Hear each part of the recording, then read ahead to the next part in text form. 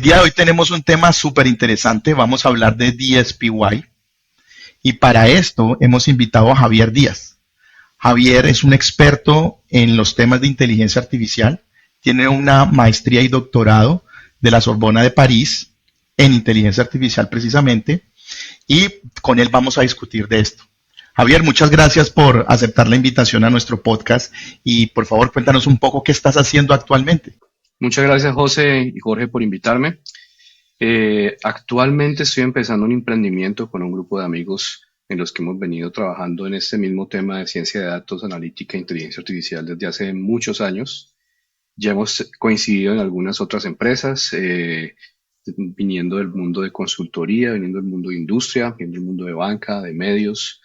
Y nuestra idea es crear una nueva empresa completamente alrededor de la inteligencia artificial, de los servicios que se pueden tratar en términos de monetización de datos, en términos de escucha digital de la conversación acerca de diferentes temas, ya sea para una empresa, ya sea para una entidad, ya sea para el gobierno.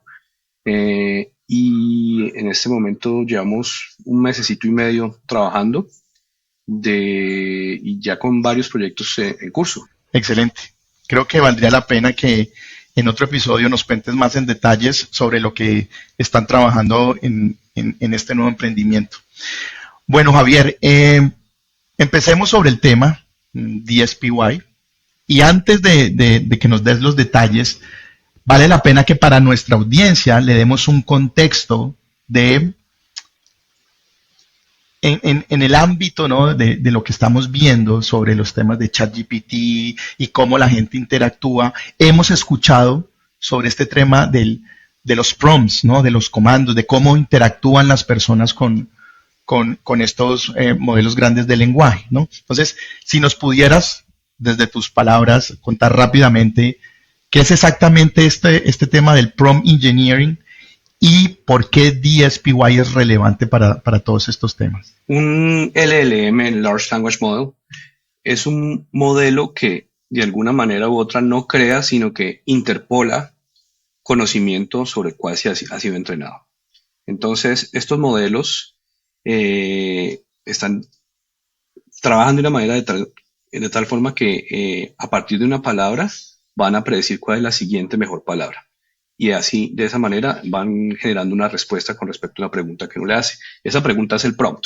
Y dependiendo de cómo uno hace esa pregunta, de cómo hace ingeniería sobre esa pregunta, sobre ese prompt, la respuesta va a ser mejor o peor. Prompt engineering es cómo yo voy a hacer la ingeniería a la pregunta que le voy a mandar a un LLM.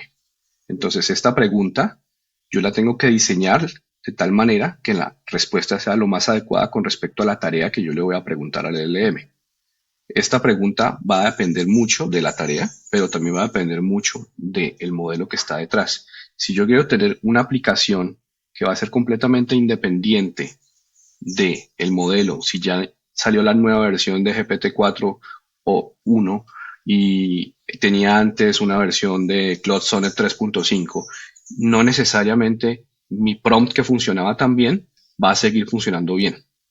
Entonces, la idea con la ingeniería de prompt es que es una tarea muy manual y que voy a tener que estar, cada vez que haya cualquier cambio en la arquitectura subyacente de una aplicación de inteligencia artificial generativa, voy a tener que estar modificando y verificando que lo que yo estaba haciendo sigue funcionando. Además de eso, cuando yo estoy haciendo esta tarea tan manual, tengo que también pensar en cómo voy a evaluar qué tan bien está respondiendo el modelo. Esto no puede ser una tarea de unos cuantos ejemplos inmediatos que voy a testear con mi modelo y con mi aplicación y luego la voy a pasar en producción. La idea es que estamos en ciencia de datos y hay que no hay que perder ese aspecto científico de tener un protocolo de desarrollo, de entrenamiento, de evaluación con respecto a las aplicaciones que están basadas en modelos de inteligencia artificial generativa. ¿Qué significa esto? Que yo voy a tener que tener un dataset de entrenamiento y un dataset de test y que ese proceso no puede ser manual.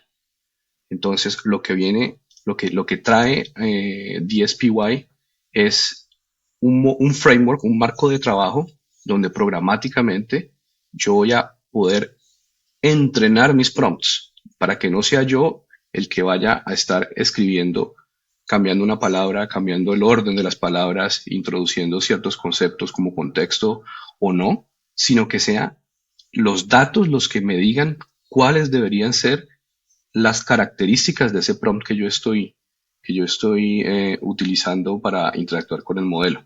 Si debo ponerle la instrucción de una manera u otra, si debo hacerle algunos ejemplos en FewShot, que es una de las técnicas en donde yo le puedo presentar unos ejemplos de lo que yo espero y que él me responda parecido a como están los ejemplos. ¿Cuáles son esos ejemplos que yo debo incluir? Puedo tener 40 ejemplos y no con todos, y no los voy a usar todos, voy a usar 5, pero ¿cuáles son esos 5 que yo debería incluir en el prompt? Entonces DSPY me permite programáticamente definir el proceso de entrenamiento y evaluación para que se optimice como si fuera un modelo. Cuando yo tengo un modelo de redes neuronales, yo no voy a meterme a modificar las conexiones de una neurona con otra, cambiarle el peso manualmente. Eso es lo que estamos haciendo nosotros con un LLM de alguna manera cuando hacemos el prompt engineering manual. Queremos ahora es que ese peso de la red neuronal, que nosotros que no lo hagamos nosotros manualmente, sino que sea todo el marco de trabajo el que me permita optimizarlo, cambiando la ingeniería de prompt de manera automática, pero de manera inteligente también, basada en datos. Entonces, DSPY me permite industrializar toda esa tarea manual y devolverle algo de la ciencia de datos al desarrollo de aplicaciones que utilizan LLMs. Súper interesante, Javi. Creo que este contexto es de mucho valor para toda nuestra audiencia. Basados en ese contexto, Javier, entremos un poquito más en el corazón, en las tripas de DSPY. Entendemos que DSPY se basa en la idea de programación declarativa. En tu concepto, esta aproximación, ¿qué ventajas ofrece cuando la comparamos con la ingeniería tradicional de prompts y cómo permite a los usuarios centrarse más en el objetivo, en la respuesta o el tipo de respuesta que espera recibir, en vez de centrarse en la mecánica pues, de ajustar los prompts? Yo creo que hay un paso intermedio entre la ingeniería de prompt manual y la programación declarativa que te permite realizar DSPY, que sería LangChain. Entonces, cuando llegó LangChain fue realmente un gran avance en términos de desarrollo de aplicaciones basadas en LLMs. LangChain me permite crear un pipeline de tareas. Cada tarea va a estar asociada a un prompt y se van a encadenar dependiendo de cómo defina yo, de cómo diseñe yo mi aplicación, ¿no? Sigue siendo en todo caso una programación manual de los prompts. No hay una búsqueda automática basada en datos de cuál es el mejor prompt. DSPY me permite volver a, a interesarme más en cómo está creada mi aplicación de una manera ingenieril, yo definiendo ciertos módulos y esos módulos internamente van a tener parámetros que vamos a entrenar y esos parámetros son los prompts y esos parámetros también son los pesos de los LLM subyacentes. Entonces tenemos prompt y LLM que pueden ser modificados de manera programática, no manual, basándose en datos, de tal manera que se optimice una métrica de evaluación. Entonces esta métrica de evaluación es donde realmente nosotros vamos a poner todo el trabajo de ingeniería en términos de ciencia de datos, ya que voy a tener mis datasets de entrenamiento y mi dataset de test. Yo necesito mostrarle al modelo qué es bueno y qué no lo es, porque a partir de esto él va a actualizar los pesos de las redes y actualizar la forma como está escrito los prompts. Funciona mucho como lo que está muy basado en la lógica y en los conceptos de diseño de PyTorch, que es este framework de desarrollo de aplicaciones sobre Deep Learning, en donde todos son módulos y vamos a definir programáticamente cuáles son los componentes de la aplicación, cuáles son los módulos que están incluidos dentro de esta aplicación y luego cómo interactúan entre ellos, pero de manera programática, sin tocar nunca el prompt específicamente y definiendo una métrica de evaluación que vamos a optimizar. Entonces, programáticamente, sin meternos tanto en el detalle para que no sea complicado y aburrido, DSPY tiene tres grandes conceptos. Una son los signatures, que son las firmas, donde definimos los inputs y los outputs de la aplicación, ¿ok? De cada módulo. Luego viene el concepto de módulo. Y un módulo puede ser cualquier tarea que yo previamente definía a mano y para la cual yo en mi ingeniería de prompts utilizaba ciertas estrategias como el few shot. Es decir, yo voy y voy a específicamente a definir unos ejemplos para que él me diga una respuesta que se parezca a la respuesta de mis ejemplos. Otro es el chain of thought, que es yo voy a llegar y le voy a decir, necesito que usted piense y razone de tal manera que quede explícito sus pasos de razonamiento y de esa manera su respuesta sea mejor. Y puede llegar hasta cosas que ya son más complejas como React, que es un framework de ingeniería de prompts en donde yo le digo, primero tiene que razonar, tiene que observar lo que pasa y eventualmente tiene que interactuar con información que no está interna, sino que tiene que ir a bajarla de otra aplicación, de una base de datos, de la web. Y a partir de esa observación, tiene que decidir qué va a hacer, tiene que decidir cuál va a ser la acción. Entonces, todas estas técnicas, estrategias de ingeniería de prompts se convierten en módulos, en ladrillos, dentro de mi aplicación programática de DSPY. Javi, súper interesante. Haciendo un poco la tarea, entendemos que una de las características de uno de los features más relevantes de DSPY es el concepto de automejora. Cuéntanos, porfa, un poquito cómo funciona este concepto y cómo le cambia la vida a un ingeniero de inteligencia artificial en su día a día. Hemos hablado de dos de los tres grandes conceptos de DSPY. Les dije que existía signatures, que es las entradas y salidas, los módulos, que son los ladrillos, y un módulo puede incluir adentro otros módulos, igual que como se manejan en el framework de PyTorch. Y el tercer concepto son los optimizadores. Los optimizadores son los que me van a permitir hacer esa automejora del prompt. Pero no solamente del prompt, también estamos hablando de la automejora de parámetros. Es decir, que yo puedo hacer fine tuning a partir de DSPY, lo cual, y de una manera mucho más sencilla que lo que sería hacerla a mano, ¿ok? Y además una automejora de fine tuning también con el concepto de no solamente modificar los pesos de la red subyacente, sino modificar los pesos con respecto a la tarea y con respecto a los prompts que también voy a estar modificando. Entonces, DSPY viene con varios optimizadores. Y estos optimizadores pueden ser, uno es cuáles serían los mejores ejemplos a utilizar dentro de mi prompt como few shot.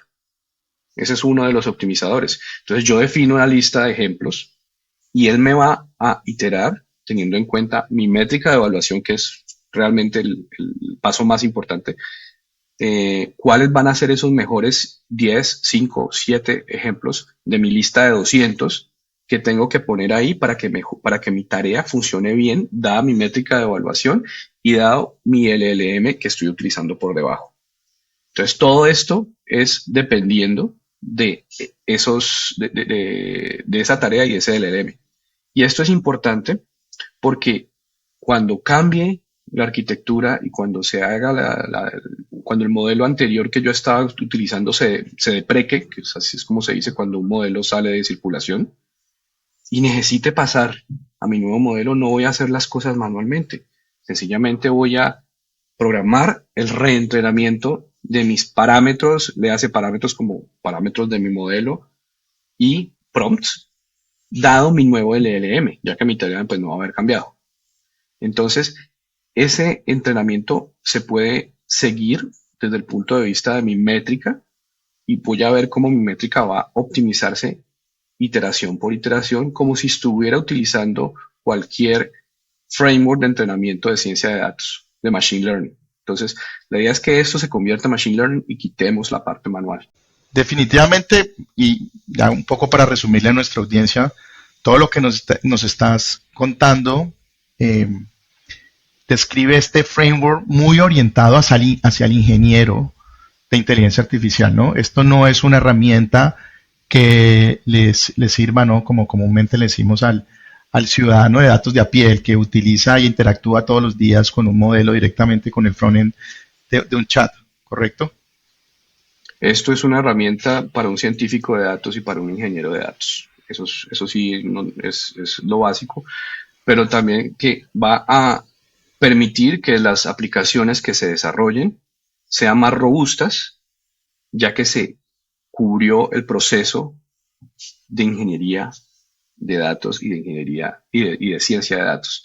Tenemos la misma arquitectura de procesos, si quieren decirlo, con respecto a que vamos a definir primero mis datos, vamos a separar mis datos, vamos a dejar unos datos para entrenamiento, otros datos para evaluación, vamos a modificar mi modelo de tal manera que vaya a mejorar una métrica y todo esto se va a hacer automáticamente como lo hace cualquier modelo de Machine Learning. Entonces, le quitamos al desarrollador, al ingeniero, al científico de datos, la potestad sobre la creación de esos prompts y le otorgamos una nueva responsabilidad que está mucho más acorde con lo que realmente él hace, que es definir esa métrica de evaluación. Javi, quisiéramos dejar a nuestra audiencia como con un mensaje, un titular de en qué se diferencia DSPY de todas las otras herramientas y marcos de trabajo que has usado en toda tu carrera. ¿Cuál sería para ti ese mensaje, sobre todo para los ingenieros o desarrolladores de inteligencia artificial? En términos de inteligencia artificial desde una manera mucho más global y no específicamente centrada en inteligencia artificial generativa con LLMs, DSPY no se diferencia, sino que al contrario retoma el espíritu de otros frameworks como PyTorch, en el que voy a definir una aplicación estableciendo cuáles son mis módulos y estableciendo cómo van a ejecutarse entre ellos. Entonces, se parece mucho a PyTorch, está diseñada con ese espíritu. Se diferencia en el mundo ya de inteligencia artificial generativa de otras maneras de trabajar, porque no estoy haciendo las cosas a pie, como lo haría directamente si estoy haciendo ingeniería de prompts. No se basa un poco en el concepto de pipeline que tiene LangChain, en donde yo voy a definir cómo se concatenan mis prompts, pero aquí no voy a concatenar prompts, voy a concatenar módulos. ¿Ok? Nada impide que uno de esos módulos internamente, al ser código en Python, pueda llegar a tener algo hardcodeado en LangChain, por ejemplo. Hay interacción entre DSPY y LangChain si se quiere, porque la idea no es rehacer las cosas que ya funcionan de alguna manera, sino optimizarlas, y puede ser un proceso progresivo para quitarle el proceso manual de LangChain y poco a poco ir adaptándolo a un proceso de ciencia de datos iterativo de autoentrenamiento.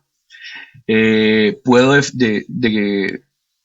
desarrollar agentes, sistemas multiagénticos autónomos también sobre DSPY.